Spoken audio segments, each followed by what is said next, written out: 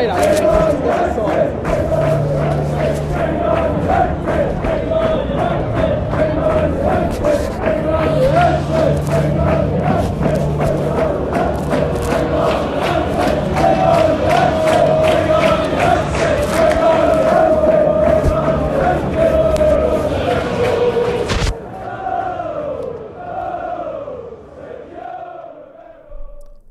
It's Monday, it's just gone 6:15. Obviously, it's time for Scotty and Motty. I'm Scotty, that's Motty. We guarantee you over the next half an hour that we're going to give you something that's dynamic and entertaining. Would you agree, Jay? I would agree. And you know why I'd agree? Because we've got a dynamic and entertaining guest with us today. We've got the man, the myth, the legend, 1/3 of the Sloppy Joes podcast. And in my opinion, easily joint second funniest guy on there. It's Mr. Joe Smith. Woo! Just me clapping for myself for a minute there. That was okay. How are you? Nice to be here. I'm glad we're doing more content together, Joe, because obviously me and you do videos all day long, every day on Stretford Paddock, and then you went fucking gallivanting around Southeast Asia, left me to my own devices, and you were sorely missed, but we've made up for it since you come back by doing content, yeah? So we thought, why not? Let's see if Joe will come on the... I nearly said the Sloppy Joes there. Come on, Scotty and Motty. Scotty was against it. I'm not going to lie. He pushed back. He said, listen, you have to work with me in your day job. Do you really want to get him on our podcast, didn't you? That wasn't what I said at all, yeah, Jay. I said, do you have to be on it? That was it. I'm quite happy for Scotty and Smithy. You did say that. You said, do I have to? I said, yes, legally. That piece of paper that you signed several years ago does mean something. So you stuck with me. Get involved in the chat in the comments and make sure if you're not done already, you are subscribing to this channel and to the Sloppy Joes podcast as well. We're going to have a bit of a chat, right? We thought we've got 3 people. Between the lot of us, we have seen the entirety of the post-Sir Alex Ferguson Manchester United era, haven't we? Unfortunately. We've lived it, we've breathed it, we've been there. Yeah? We've done the hard miles. We've suffered. It's not all been doom and gloom, but there's been a lot of doom and gloom. And what I've noticed, and this is happening all over again, as the song says, is managers come to United and they look good. They're fresh, they're young, they're vibrant, yeah? They've got a bit of a spring in the step because they're at one of the biggest clubs, if not the biggest club in the world. They've been given the keys to the kingdom, yeah? They're buzzing. Yeah. It's like I'm at Old Trafford, 76,000 fans, yeah? I'm at the place where there was Sir Matt Busby, Sir Alex Ferguson, Erik Cantona, George Best, Duncan Edwards, Sir Bobby Charlton, Paul Scholes. I'm here. I've arrived, yeah? And it all starts off like that.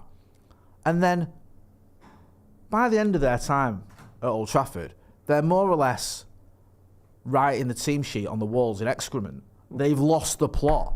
They're giving press conferences which are borderline insane. They look like they've climbed out of a skip and they get angry, disillusioned, and just plain insane, I'm sorry to say. No, I agree with you. They have this sort of freshness, this look about them when they arrive at Carrington. The press conference, and it's like they're off on a lads' holiday to Marbella or the Bahamas. Like, yes, we've arrived, lads. Go on, let's do this. Yeah, going to smash it, going to get everything. Yeah. And then when they leave Old Trafford, they look like they've spent 2 weeks in a Wetherspoons. They do, don't they? They look awful. Post Wetherspoons look. Yeah, they do. Like every one of those managers behind me on that thumbnail looked great when they arrived. They did. They looked happy. There's a glow that you have in there when things are going well. They look the part. And obviously, you got United. Can I just stop you? Yeah, go on. David Moyes didn't look great. He did. I think he did. Go back, right? David Moyes did not look great. Go back to that picture of him stood in the dugout again. He was smiling. He looked all right. He looked all right. He looked normal. Yeah. Even that's a push. By the end, he looked like a man who'd genuinely lost the will to live. Yeah. He did. He looked bro. Ollie was another one. Ollie looked all right. And then even Ralph Rangnick, who's only here for 3 weeks, even him.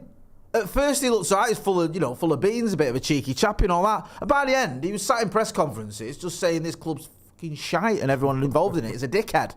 Like, basically is what he said, didn't he? Not in, those words, but more or less.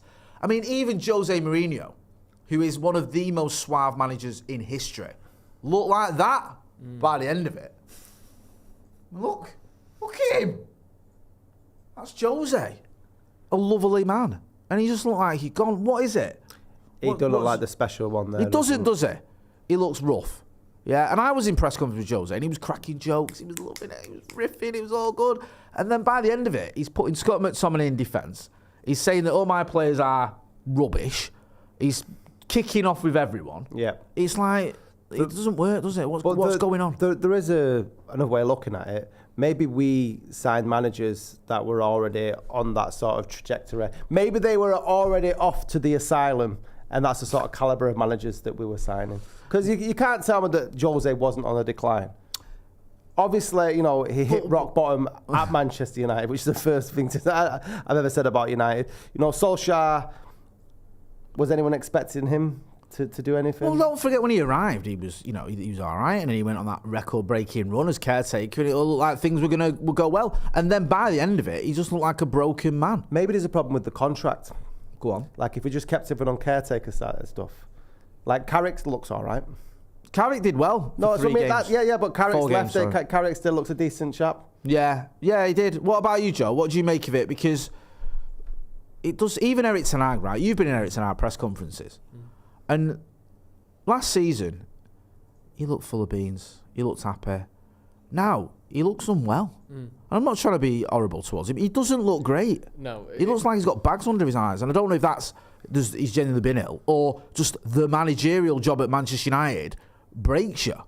There is a hint that there's some suggestion that there's an exposed nuclear reactor somewhere in the manager's office, which explains the deterioration of their sort of visual appearance over quite a sort of long period of time.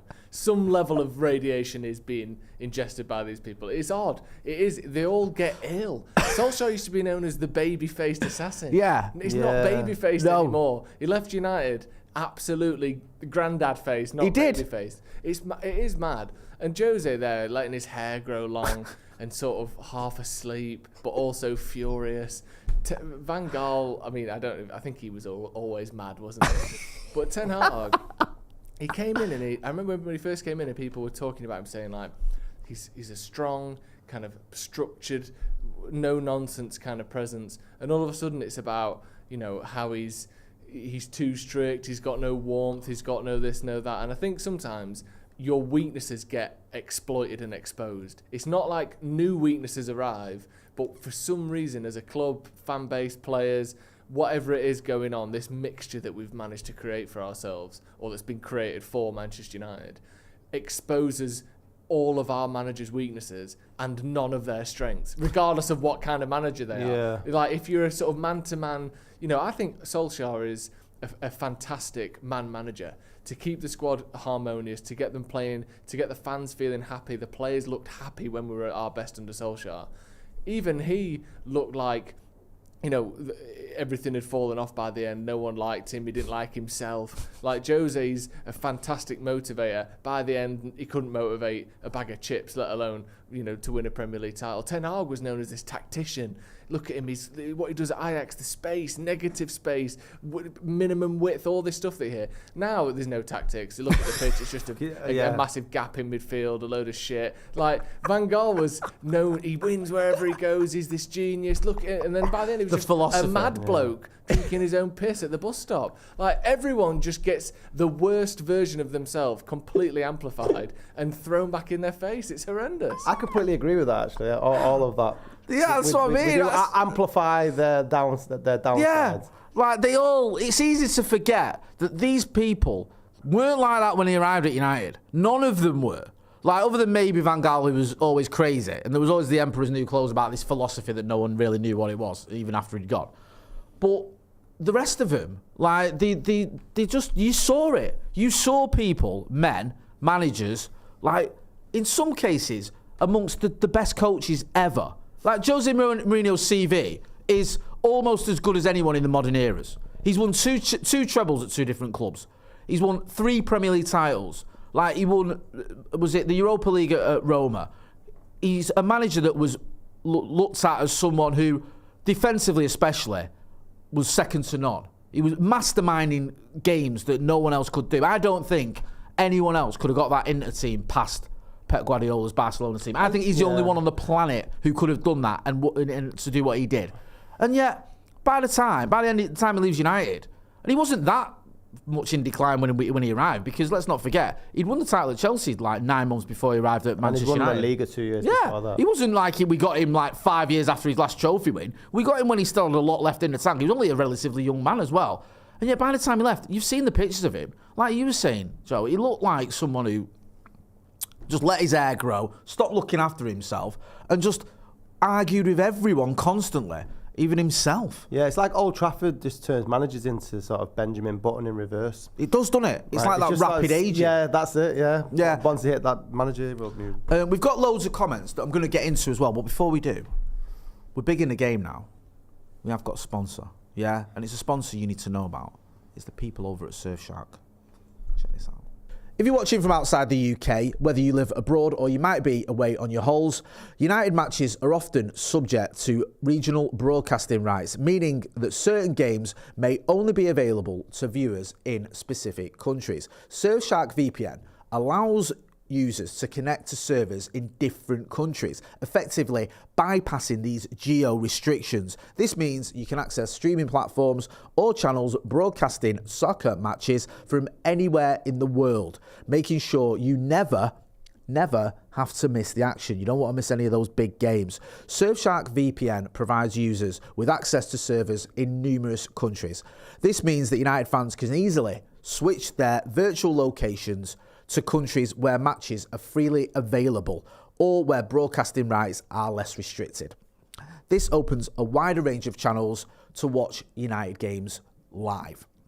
Surfshark VPN also encrypts your internet connection, ensuring that your online activities, including streaming soccer matches, remain private and secure. This is very useful if you're accessing streaming sites from public Wi-Fi networks where security risks may be higher.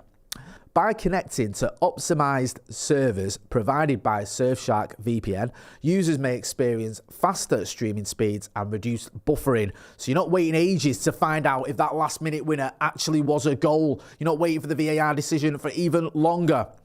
Overall, Surfshark VPN offers United fans the flexibility, security and accessibility they need to watch the Reds from anywhere in the world, making it the best choice for streaming content. Use the code SAM24, that's Scotty and Motty 24, SAM24 for 3 months free. There's a link in the description and as the pinned comment.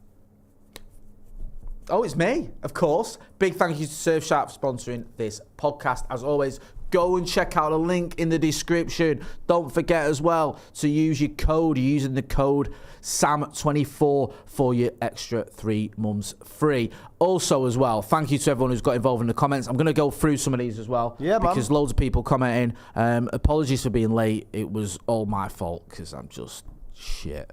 Ross Murphy says, hi Joe, welcome back. Raf22 says, Joseph, good to see you, sir. King Dino says, United are definitely in the habit of breaking managers. If the board had the guts to side with the manager over the players, a manager might stand half a chance. How much do you think is in that? I hate hearing this. And who's the guy who said that? King Dino. Sorry, I'm not taking out on you, King Dino. But he's not alone in that thought, is he? No, We hear it a but lot. this whole, the board needs to take sides with the manager over the players. It's not going to happen due to contractual obligations. You just can't, what you're going to do is just sack all the players off. It's not going to happen. That is the nature of the beast. That's why they always say it's a results business.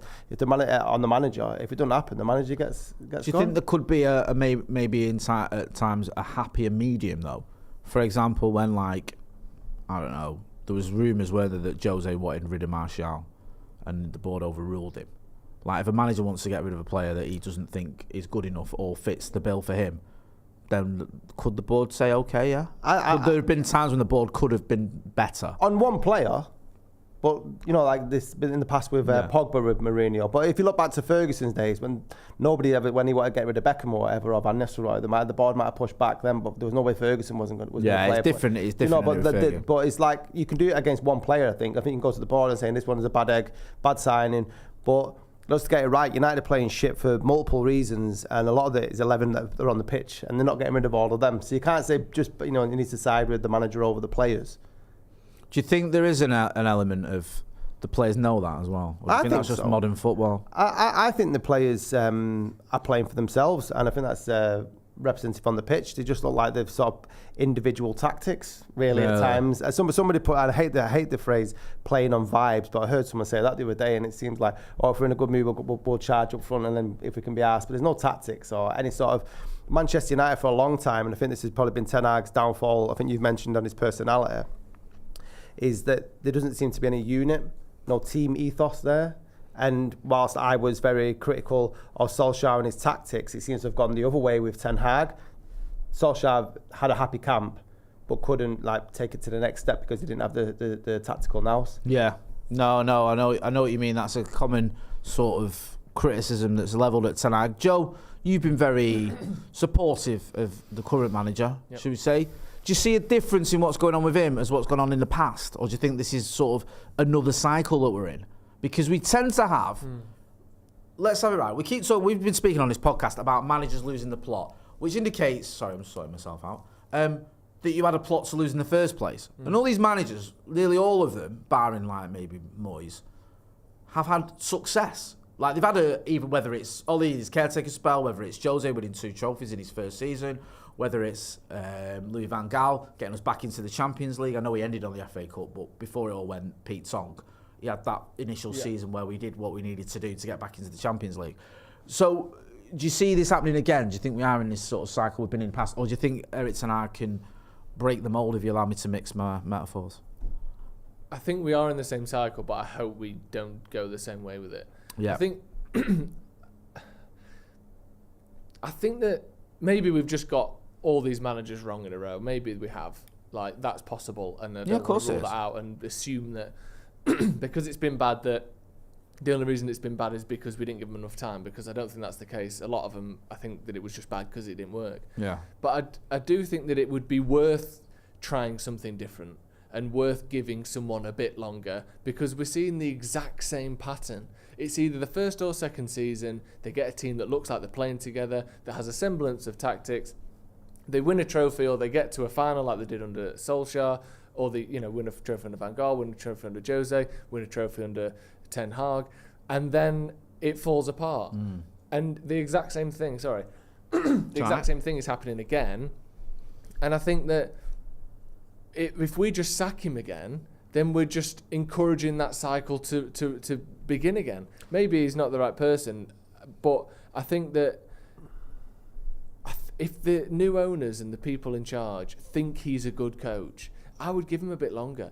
Because I think the other thing is the options available. When City got Pep, they already had a manager who'd won them the league. They didn't have to get rid of Pellegrini. They could have kept him on. They probably would have won more leagues with him. But they saw that you're talking about, at this point, we didn't know he was going to be one of the greats of all time, Pep, but he's one of the best managers in the world. Probably the best manager in the world, wasn't he? After what he'd done at Barca, what he'd done at Bayern. Currently working at that time. At that point, not ever. But just in the world at that moment. That guy isn't around now.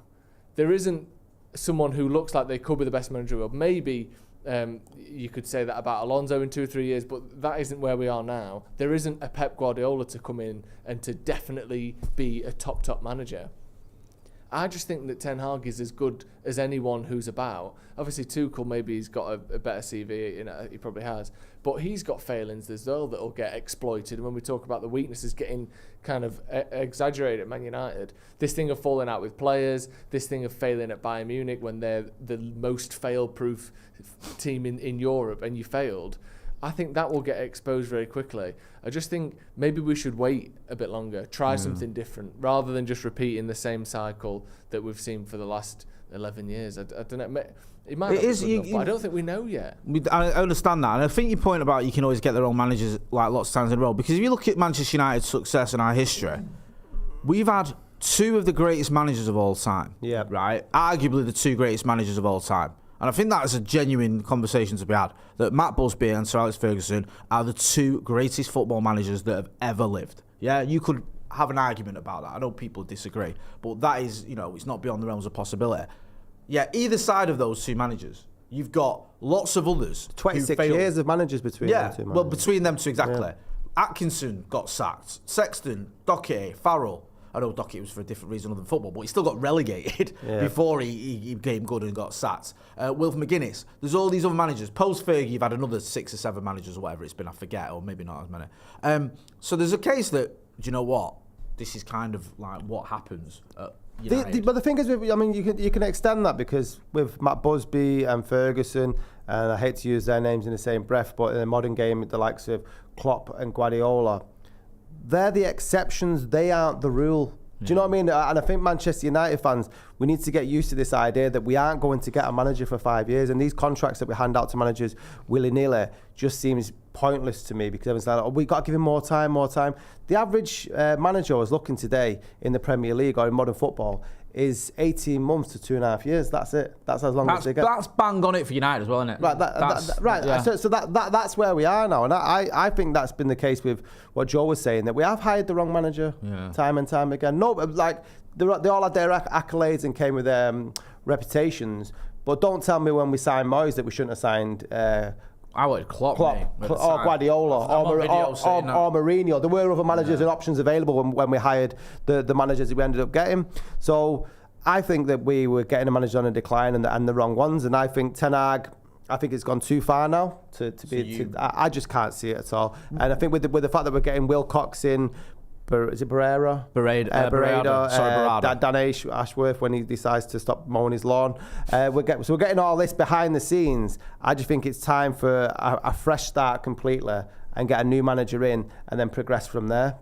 Who would be? I know we ask you this every week, but I'm going to ask you it again anyway. Good to get Joe's input because he knows quite a bit about managers. And I know Joe mentioned Thomas Tuchel there, and I don't want Thomas Tuchel just because they can, sing him a chant that Thomas Tuchel played that game. Right, it's a good one. Right, so we've got that one going. Get rid of Ten Hag. But exactly. But also, he's had 24 injuries this season in Bayern Munich. Nobody talks about that because we don't watch the Bundesliga. And I was looking, I was when I knew we were linked with him, I was looking at his record and stuff. He's done well at PSG.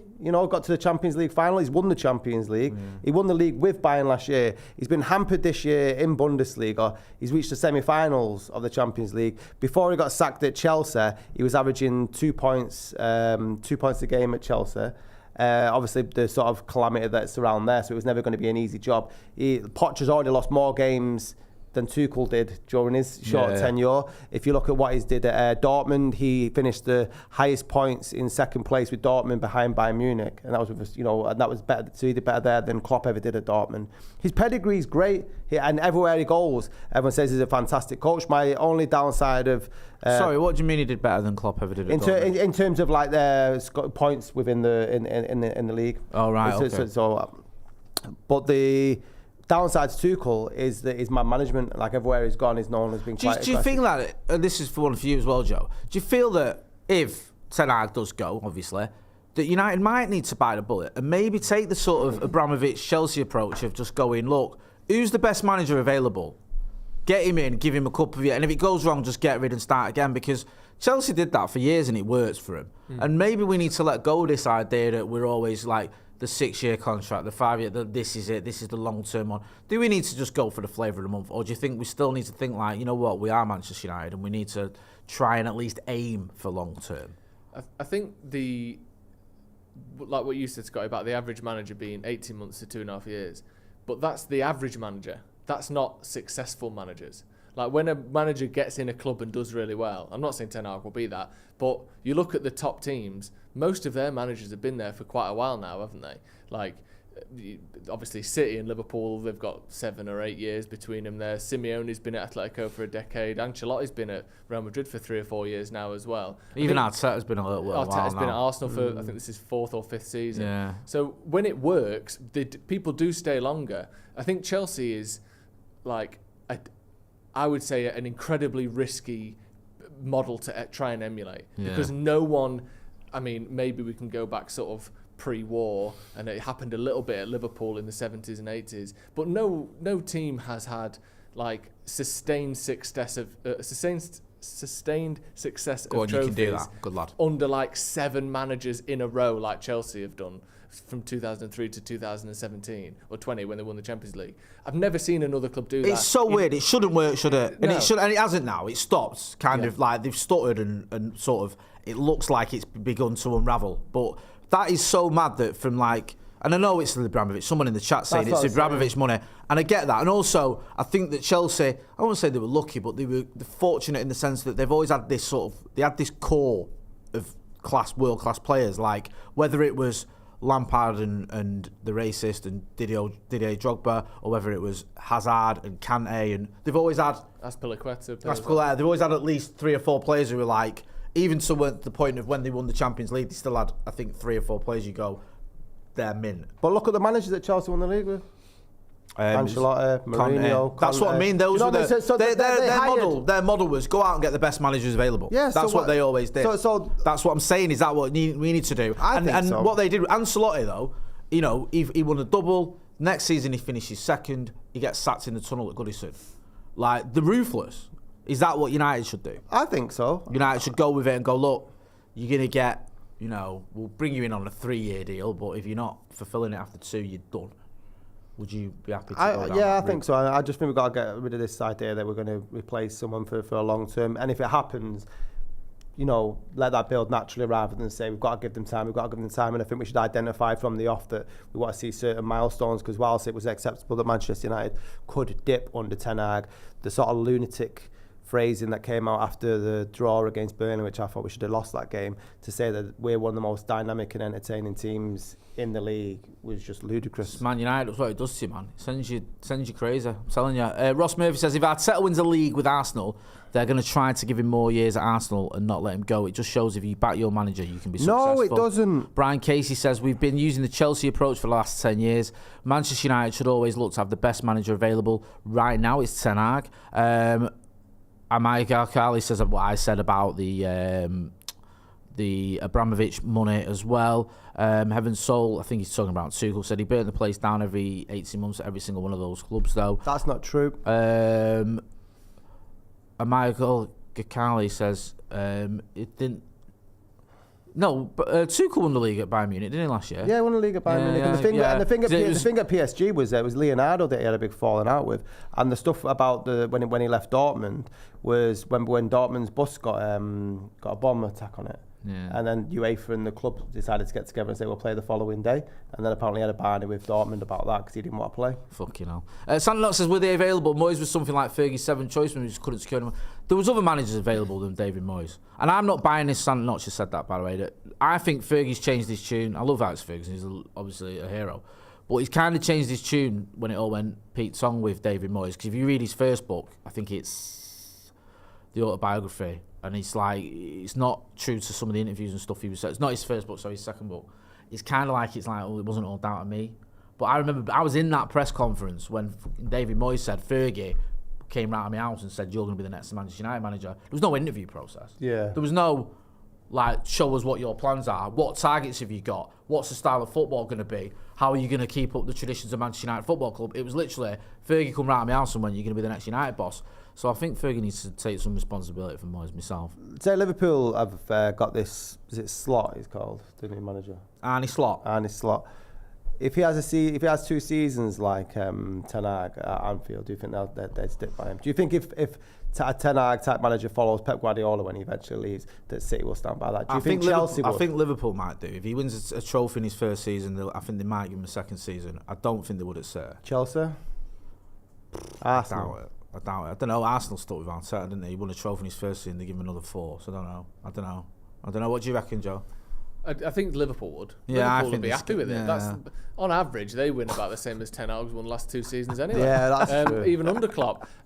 City wouldn't, but they're in this sort of Man United situation now, aren't they, where they've just dominated the league for the last decade. So the only expectation is continue dominating, and anything less than that is a disaster. Chelsea, I think even if they don't stick with Poch, they've stuck with him a lot longer than Abramovich would have done if they were the Chelsea of old. Yeah. And I think Arsenal are one of the examples of a team that have already done that. They did stick with Arteta, even though he's won one trophy and coming up for 5 years, and he's had as many out of top 4 finishes as in top 4 finishes. And now look at him. That doesn't mean every manager will do that, but I think they would because they have so far. I think a lot of it. I say this every week. I think a lot of it with Ten Hag in particular as well is sometimes it's perception, how you carry yourself. You mentioned in the press conference after the game, we're going to wrap it up in a minute, about some of the comments coming out of him just seeming like you've lost the plot. And that goes against you as a manager, especially when you've got people like Dave Brailsford and Jason Wilcox and people like looking at you. And I think I always go back to the whole Postecoglou argument.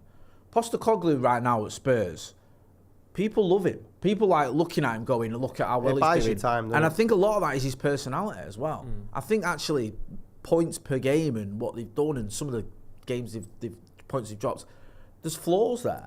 But I think the people buying it with him as well. They're no better than they've ever been. That's what I'm saying. The 5 points ahead. The 5 points ahead of them last season. 5 points. But and last year they had 3 managers last season, so that was 5 last points season ahead was of a disaster.